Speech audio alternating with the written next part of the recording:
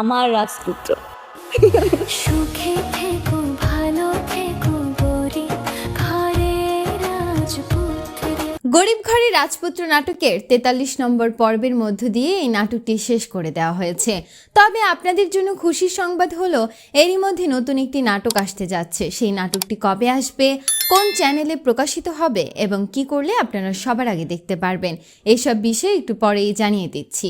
তার আগে আপনি যদি আমার চ্যানেলে নতুন হয়ে থাকেন তাহলে অবশ্যই ভিডিওটিতে একটি লাইক দিয়ে চ্যানেলটি সাবস্ক্রাইব করে নেবেন।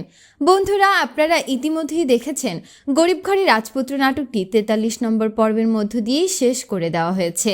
তবে বৃষ্টির অপারেশন করতে গিয়ে সেখানে না ফেরার দেশে চলে গেছে, অপরদিকে অনিক রাতুলকে যথাযথ শাস্তি দিয়েছে।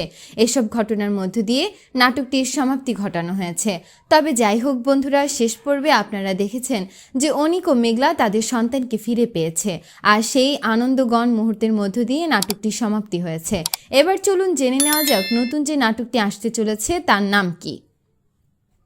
বন্ধুরা, আপনারা ইতিমধ্যেই দেখেছেন দুই পৃথিবীর রাজা নামে একটি নাটক নতুন করে আসতে চলেছে। এবার জেনে নেওয়া যাক নাটকটি কবে মুক্তি পাবে। বন্ধুরা, দুই পৃথিবীর রাজা নাটকটির প্রথম পর্ব আগামী আগস্ট মাসের 10 থেকে 15 তারিখের মধ্যে প্রকাশ করা হবে। এবার জেনে নেওয়া যাক নাটকটি কোন চ্যানেলে প্রকাশিত হবে।